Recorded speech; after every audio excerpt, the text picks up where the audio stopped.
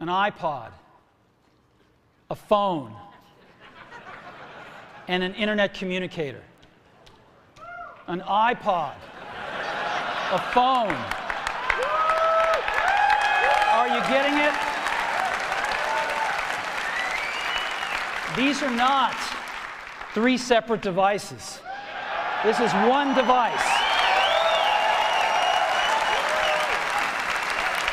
And we are calling it iPhone. Today, Apple is going to reinvent the phone. 2007년 잡스가 아이폰을 세상에 공개하면서 전 세계적으로 수많은 사람들이 센세이션했죠. 스티브 잡스가 만든 애플이 전 세계의 PC와 스마트폰을 퍼뜨렸다는 평가를 받고 있죠. 우리나라 전 국민이 사용하는 카카오톡을 만든 대표 김범수 의장 또한 잡스에게서 영감을 받았고요. 미국에서 2년 정도 있었는데 그 당시에가 딱 아이폰이 출시돼서 이거는 새로운 혁명을 일으킬 것이다 라는 강한 느낌을 받으면서 그건 바로 새로운 기회를 의미했습니다. 애플에서 신제품이 나올 때마다 예약해서 제품을 구매해야 하고 충전기가 없다고 투덜거려도 많은 사람들이 사용하게 하는 매력은 대부분 다 아실 텐데요. 이런 화려한 애플 딜을 이었던 두 번째 경영자가 바로 팀 쿡이죠. 하지만 많은 사람들은 잡스에 비해서 팀 쿡의 존재감을 크게 몰랐다 보니 2011년 애플의 최대 경영자로 자리를 앉게 되었을 때 여러 사람들이 걱정을 했었고요. 도대체 어떤 전략이 있었기에 지금까지도 최정상 자리를 지킬 수 있었을까요? 우리가 몰랐던 애플의 인자 팀 쿡 이야기 지금 바로 시작합니다. 2021년 지금까지도 세계에서 가장 브랜드 가치가 높은 애플의 시가총액은 2조 4,500억 달러예요. 한화로 계산하면 2,530조 원인데요. 이게 국밥을 455만 년 동안 사 먹을 수 있는 돈이에요. 애플 매출을 살펴보면 올해 2분기는 814억 달러로 취임 전과 비교해보면 3배 수준으로 늘었죠. 팀 쿡은 애초에 처음부터 애플에 몸을 담고 있었던 건 아니었어요. 쿡의 대학생 시절 전공은 산업공학과로 기업의 유통과정을 단순하게 만드는 것을 배우는 곳이었죠. 기업은 사람을 고용해 인건비를 주고 물건을 제작하고 하는 형태의 과정을 단순하고 깔끔하게 만들수록 기업의 성장 속도는 부스터를 달 수밖에 없거든요. 그 과정을 배운 것이죠. 그렇게 대학 졸업 후 당시 대기업인 IBM의 첫 취업을 시작하게 돼요. IBM이 어느 정도로 컸냐면 컴퓨터를 전 세계 가정용으로 판매하려는 첫 시작을 알리는 공룡 같은 존재였어요. 그리고 이때 윈도우를 판매했던 게 바로 빌 게이츠고요. 지금으로 치면 삼성에 입사를 한 거죠.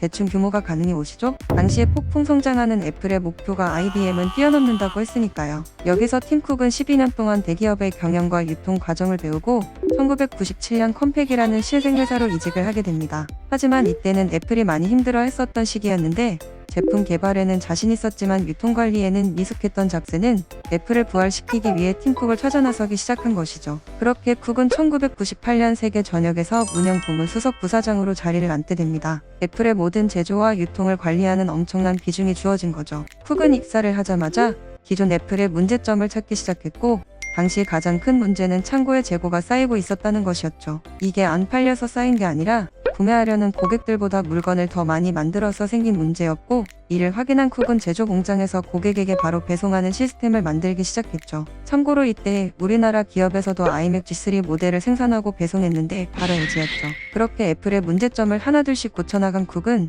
잡스에게 무한한 신뢰를 얻어 최고 운영 책임자인 CEO로 승급을 했고 CEO직을 위한 수습 과정을 받기 시작했죠. 잡스의 건강이 안 좋아지면서 본격적으로 바톤 터치를 하게 된 팀 쿡은 소비자들에게 제일 큰 변화를 준 건 아이폰의 크기를 크게 만든 것이었죠. 바로 아이폰 6 플러스. 그동안 한 손에 잡히는 폰으로만 출시했던 애플에서 형성 안드로이드와 중국 시장을 경쟁하기 위해 처음으로 등장한 아이폰 플러스 모델은 굉장히 큰 이슈가 있었고 대성공을 거두게 되었죠. 뒤이어 애플페이와 애플워치를 뒤이어 공개하면서 아주 그냥 대박이 제대로 터져버렸죠. 특히 애플워치는 롤렉스보다 더 잘 팔리는 것으로 유명하고요. 그리고 1년 뒤에는 에어팟이라는 어마무시한 것을 공개하면서 이제는 전 세계인들이 콩나물을 끼고 있죠. 애플 제품의 특징이라면 나올 때는 엄청 깔다가 결국 다른 기업들도 따라가고 여론이 망했네라고 해도 역대급으로 판매를 하죠. 애플워치로 시계 산업을 바꿔버리고 에어팟으로 이어폰 산업을 바꿔버리는 팀 쿡은 연봉 1,500억 원을 받게 되었죠. 잡스는 하나의 제품을 장인 정신을 발휘해 만들어 판매를 했다면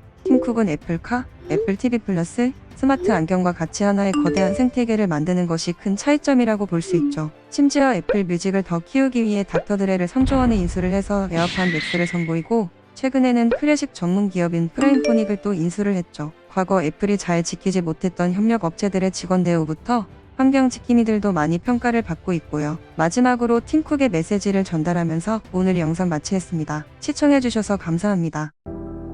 As Steve once said, technology alone is not enough. It is technology married with the liberal arts, married with the humanities that make our hearts sing. It means an iPhone that allows a blind person to run a marathon. It means an Apple Watch that catches a heart condition before it becomes a heart attack. It means an iPad that helps a child with autism connect with his or her world.